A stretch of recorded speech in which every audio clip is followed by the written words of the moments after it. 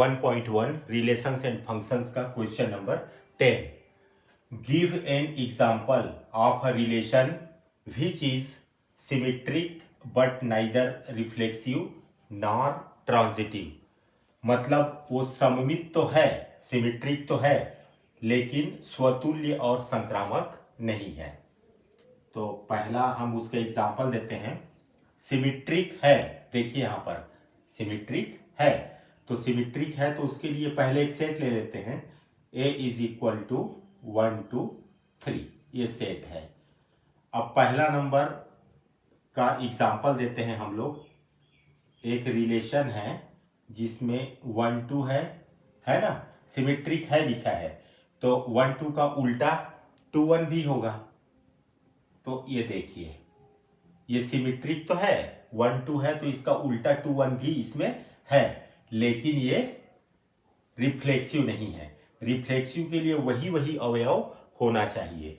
जैसे यहां पर 1 है तो 1 1 होना चाहिए, 2 है तो 2 2 होना चाहिए, जो कि यहां पर नहीं है, इसलिए रिफ्लेक्सिव नहीं है। और ट्रांजिटिव होने की तो बात ही नहीं है। ट्रांजिटिव के लिए कोई तीसरा अवयव भी होना चाहिए। जैसे कि यहां पर 1 2 है, उसके बाद 2 1 है, तो यहां पर 1 और 1 भी होना चाहिए, जो कि इसमें नहीं है। तो ये एक एग्जाम्पल हुआ। दूसरा नंबर हम देखते हैं। दूसरा क्या कहता है कि ट्रांजिटिव तो है, ट्रांजिटिव तो है, लेकिन रिफ्लेक्सिव नहीं है और सिमेट्रिक नहीं है। तो ट्रांजिटिव है, तो चलिए हम उदाहरण देखते हैं। ट्रांजिटिव है, उसके लिए ट्रांजिटिव है मतलब 1 2 ले लेते हैं। यहां पर 2 में खत्म हुआ तो 2 से चालू करके 2 3 ले लेते हैं। अब ये 1 और 3 होना चाहिए तो उसको भी ले लेते हैं। ये देख लिए ट्रांजिटिव है, ठीक है ना। ये A है, ये B है, ये B है और ये C है। तो A और C R में है, A मतलब 1 और C मतलब 3, ये है इसमें, तो ये ट्रांजिटिव तो है। लेकिन ट्रांजिटिव है लेकिन रिफ्लेक्सिव और सिमेट्रिक नहीं है। रिफ्लेक्सिव के लिए वही अवयव डबल डबल होना चाहिए, जैसे 1 1 2 2 3 3, जो कि इसमें नहीं है। सिमेट्रिक में एक दूसरे का उल्टा होना चाहिए, जैसे 1 2 है तो 2 1 होना चाहिए, नहीं है। 2 3 का उल्टा 3 2 होना चाहिए, नहीं है। 1 3 का उल्टा 3 1 होना चाहिए, नहीं है। तो इसलिए ये सिर्फ ट्रांजिटिव है। अब तीसरा आ जाते हैं। तीसरा का एक एग्जांपल लेते हैं। थर्ड क्या कहता है, रिफ्लेक्सिव एंड सिमेट्रिक। रिफ्लेक्सिव है और सिमेट्रिक है, लेकिन ट्रांजिटिव नहीं है। देखिए रिफ्लेक्सिव है, तो रिफ्लेक्सिव है तो 1 1 2 2 3 3 इस टाइप का एलिमेंट होगा, रिफ्लेक्सिव है तो। और सिमेट्रिक भी है, तो सिमेट्रिक भी है तो क्या करेंगे हम लोग, जैसे 1 2 है तो इसका उल्टा 2 1 भी है, ठीक है ना। और 2 3 है, मान लो और ले लेते हैं, तो इसका उल्टा 3 2 भी है। अब आप चेक करके देख लीजिए, यहां पर हमारा सेट क्या है, 1 2 3 है, तो 1 का डबल है, 1 का 1 1 का पेयर है, 2 है तो 2 2 का पेयर है, 3 है तो 3 3 का पेयर है, इसलिए रिफ्लेक्सिव है। और ये सिमेट्रिक क्यों है, 1 2 का पूरे को चेक करके दे सकते हैं। 1 1 का उल्टा 1 1 होता है, 2 2 का उल्टा 2 2 होता है, 3 3 का उल्टा 3 3 होता है, 1 2 का उल्टा 2 1 होता है, 2 3 का उल्टा 3 2 होता है, इसलिए ये सिमेट्रिक भी है। अब चेक करते हैं ट्रांजिटिव, ट्रांजिटिव है कि नहीं है। जैसे ये दोनों एलिमेंट को लेते हैं, 1 1 और 2 2, ये 1 1 और 2 2, तो नहीं 1 1 और 2 2 को नहीं ले सकते हम लोग, यहां पर ले लेते हैं ये 1 1 और 1 2 को, 1 1 और 1 2 को, तो ये दोनों सेम है, तो ये 1 2 है क्या इसमें, ये बिल्कुल है, तो ये तो ट्रांजिटिव है।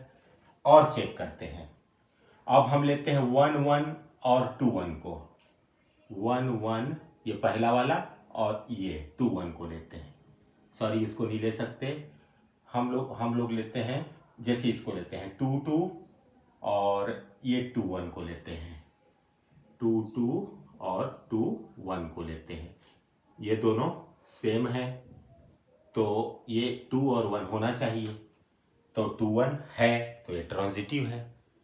तो ऐसा कोई दो एलिमेंट है क्या जो ट्रांजिटिविटी का जो नियम है उसका पालन नहीं करता? तो हम देखते हैं, इसको देखते हैं, 1 2 को लेते हैं और 2 3 को लेते हैं, 1 2 और 2 3 को लेते हैं, तो ये दोनों तो सेम है तो ये 1 3 मिलना चाहिए। देखिए 1 3 है क्या इसमें? देखिए पूरे में कहीं भी 1 3 नहीं है, मतलब इस रिलेशन में कम से कम दो अवयव 1 2 और 2 3 ऐसा है जिसके लिए 1 3 इसमें नहीं है, मतलब नियम का उल्लंघन तो हुआ, इसलिए ये ट्रांजिटिव नहीं है। रिफ्लेक्सिव है, सिमेट्रिक है, लेकिन ट्रांजिटिव नहीं है। तो ये तो हुआ हमारा तीसरा उदाहरण हुआ। अब हम देखते हैं लास्ट क्या है, चौथा। चौथा में क्या पूछा गया है, लास्ट नहीं है बल्कि 5 है इसमें, रिफ्लेक्सिव और ट्रांजिटिव होना चाहिए, रिफ्लेक्सिव होना चाहिए, ट्रांजिटिव भी होना चाहिए, लेकिन सिमेट्रिक नहीं होना चाहिए, ठीक है ना।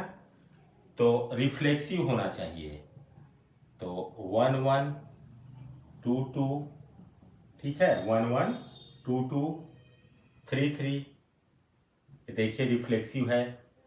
और ट्रांजिटिव भी होना चाहिए, तो ट्रांजिटिव होना चाहिए तो क्या लेंगे हम लोग, 1 2 ले लेते हैं, ये 1 2 ले लेते हैं।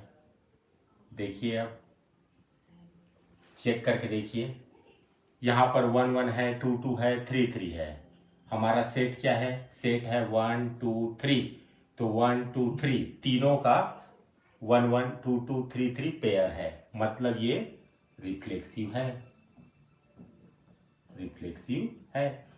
अब कोई भी दो एलिमेंट लेके देखते हैं थर्ड है क्या, जैसे 1 1 और 2 2 को लेते हैं, सॉरी इसको नहीं ले सकते हम लोग, हाँ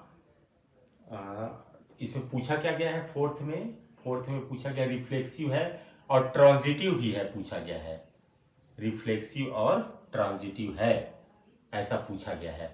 तो ये 1 1 और ये 1 2 को लेते हैं, 1 1 और ये 1 2 को लेते हैं, ये दोनों सेम है, तो ये 1 और 2 है क्या इसमें, देखिए जरा, तो ये है 1 और 2, तो इसलिए ये ट्रांजिटिव भी है। अब सिमेट्रिक भी होना चाहिए, ठीक है ना, सिमेट्रिक है कि नहीं है, तो देखिए तो रिफ्लेक्सिव है, ट्रांजिटिव भी है, बट नॉट सिमेट्रिक, ये सिमेट्रिक नहीं है। देखिए कैसे सिमेट्रिक नहीं है, 1 1 का उल्टा, 1 1 को उल्टा लिखिए, 1 1 है तो है, मतलब सिमेट्रिक है। 2 2 का उल्टा 2 2 है तो लग रहा है कि सिमेट्रिक है। 3 3 का उल्टा 3 3 होता है तो अभी भी लग रहा है कि ये सिमेट्रिक है। लेकिन यहां पर देखिए 1 2 का उल्टा 2 1, ये भी इसमें होना चाहिए था लेकिन नहीं है, तो इसलिए ये रिफ्लेक्सिव है, ट्रांजिटिव है, लेकिन सिमेट्रिक नहीं है। तो ये इसका एग्जाम्पल हुआ, ठीक है ना। अब आगे देखते हैं पांचवा क्या पूछा गया है, देखिए पांचवा पूछा गया है कि सिमेट्रिक होना चाहिए और ट्रांजिटिव होना चाहिए, ठीक है, सिमेट्रिक होना चाहिए और ट्रांजिटिव होना चाहिए, लेकिन रिफ्लेक्सिव नहीं होना चाहिए। सिमेट्रिक होना चाहिए, ट्रांजिटिव होना चाहिए, सिमेट्रिक होना चाहिए, ट्रांजिटिव होना चाहिए, लेकिन रिफ्लेक्सिव नहीं होना चाहिए। जैसे लेते हैं 1 1 और लेते हैं 1 2, यहाँ ले लेते हैं 1 2 1 ले लेते हैं, यहाँ पर 2 और 1 को ले लेते हैं, इसको मैं हटा देता हूँ। अब देखिए क्या पूछा गया है, सिमेट्रिक होना चाहिए। तो 1 1 का उल्टा 1 1 होता है, 1 2 का उल्टा 2 1 होता है, जो कि यहाँ है, मतलब ये सिमेट्रिक है। अब सिमेट्रिक तो है, अब ट्रांजिटिव भी है। देखो ट्रांजिटिव कैसे है, ये 1 2 और 1 2 1 1 और 1 2 को लेंगे तो ये 1 और 1 तो सेम है, ये 1 और ये 1 सेम है ना। तो क्या मिलना चाहिए हमको, ये 1 और 2 मिलना चाहिए। तो 1 और 2 इसमें है क्या, ये देखिए बिल्कुल है 1 और 2, ये खुद ये 1 और 2 है, ठीक है ना। तो ये ट्रांजिटिव भी है।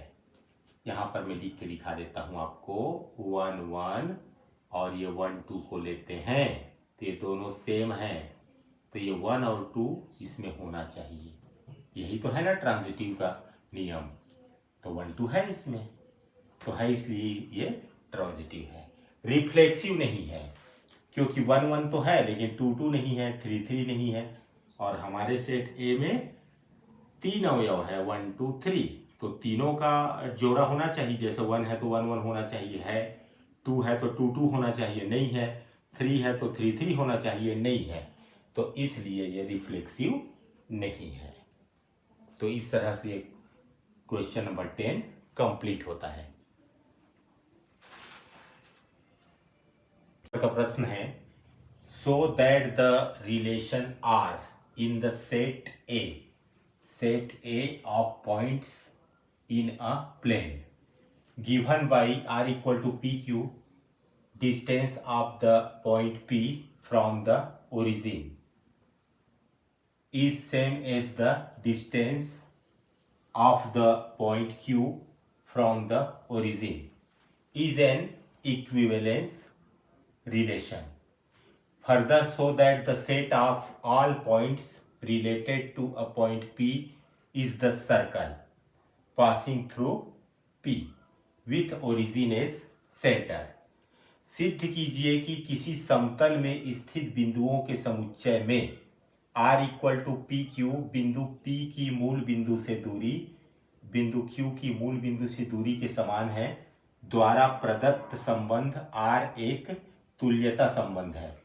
पुनः सिद्ध कीजिए कि बिंदु P से संबंधित सभी बिंदुओं का समुच्चय P से होकर जाने वाले एक ऐसे वृत्त को निरूपित करता है जिसका केंद्र मूल बिंदु पर है।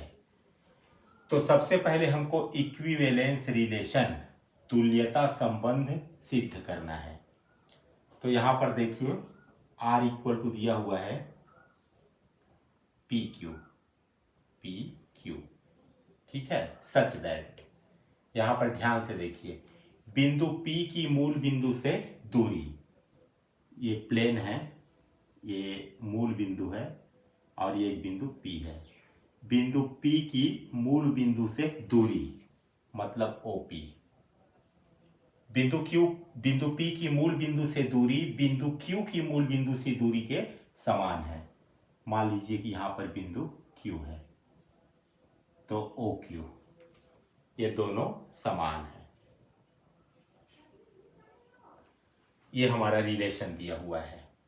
अब सबसे पहले हम इसको प्रूफ करेंगे कि रिफ्लेक्सिव है कि नहीं है, स्वतुल्य है कि नहीं है। रिफ्लेक्सिव के लिए एक एलिमेंट P मानते हैं। लेट माना P एक अवयव है समुच्चय A का, तो OP बराबर OP होगा। जैसे यहां पर P अवयव, P एक बिंदु है तो OP है ना, P एक बिंदु है और Q एक बिंदु है, तो OP बराबर OP। यहां पर P और Q दोनों की जगह में हम P माने हैं, तो OP बराबर OP। अब जब OP और OP दोनों बराबर है तो ये बिंदु P और ये बिंदु P दोनों R में होंगे, ठीक है ना। ये P है और यहां पर भी आप P मान रहे हो, तो ये OP और OP दोनों बराबर है, तो ये दोनों बिंदु P प्लेन में है, प्लेन मतलब बिंदुओं का जो समुच्चय है, प्लेन में स्थित बिंदुओं का समुच्चय, दोनों बिंदु P R में है, तो ये रिफ्लेक्सिव है। तो रिफ्लेक्सिव के लिए हम लोगों ने क्या किया, एक बिंदु P माने A में, A मतलब प्लेन में स्थित बिंदुओं के समुच्चय में से एक बिंदु P माने, तो ओरिजिन से उस बिंदु P की जो दूरी OP है वो खुद OP के बराबर होगा। तो इसका मतलब ये हुआ परिभाषा से OP और OQ जब बराबर होता है तो P और Q R में है, तो यहाँ पर दोनों P R में होगा, तो यही तो स्वतुल्यता की परिभाषा है, इसलिए R रिफ्लेक्सिव है, रिफ्लेक्सिव है। ठीक है, अब सेकेंड चलते हैं हम लोग, सिमेट्रिक, सममित है कि नहीं है। सिमेट्रिक के लिए क्या करते हैं हम लोग, P और Q दो बिंदु मानते हैं सेट A में। अब P और Q यदि R का अवयव है तो इसका उल्टा QP भी R का अवयव होना चाहिए। तो PQR का अवयव जब भी होता है तो OP और OQ बराबर होता है। इसको आप पलट के भी लिख सकते हो, OQ बराबर OP। अब जब OQ और OP बराबर है तो ये बिंदु Q और P R में होगा परिभाषा से, तो PQ का उल्टा QP R में है, इसलिए R इज सिमेट्रिक, R सममित है। अब देखते हैं ट्रांजिटिव है कि नहीं है, ट्रांजिटिव संक्रामक है कि नहीं है। इसके लिए तीन बिंदु लेते हैं PQR सेट A में, तो P और Q R में है तथा, है ना, Q और R R में है, तो यहाँ पर R हो रहा है, तो एक काम करते हैं, इसको हम लोग S कर देते हैं, PQ के बाद Q, इसको S कर देते हैं। चलिए, तो हमको सिद्ध करना है कि ये P और ये S भी R में होना चाहिए, तो चलिए इसको हल करके देखते हैं। PQ R में है मतलब OP बराबर OQ, तथा Q और S R में है तो OQ बराबर OS, OP OQ के बराबर है और OQ OS के बराबर है, तो ये OP और OS बराबर होगा, OP बराबर OS।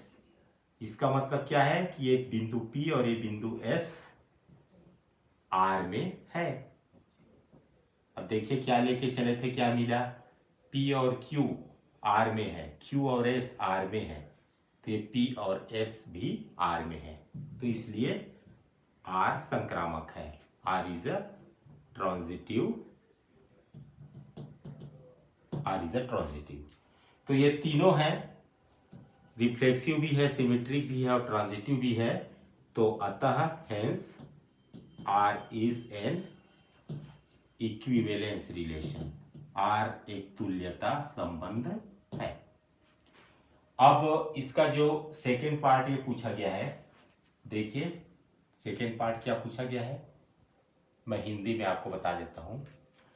सिद्ध कीजिए कि बिंदु P is not equal to 0 0, मतलब ये मूल बिंदु ओरिजिन नहीं है, ओरिजिन नहीं मानना है P को, P से संबंधित सभी बिंदुओं का समुच्चय ये P है, इस P से संबंधित सभी बिंदुओं का समुच्चय P से होकर जाने वाले एक ऐसे वृत्त को निरूपित करता है, ये P से होकर जाने वाले एक ऐसे वृत्त को निरूपित करता है जिसका केंद्र मूल बिंदु पर है, इसका केंद्र मूल बिंदु पर है। तो यहां तो स्पष्ट है, एक बिंदु P है जिसका ओरिजिन से डिस्टेंस OP है ना, OP है।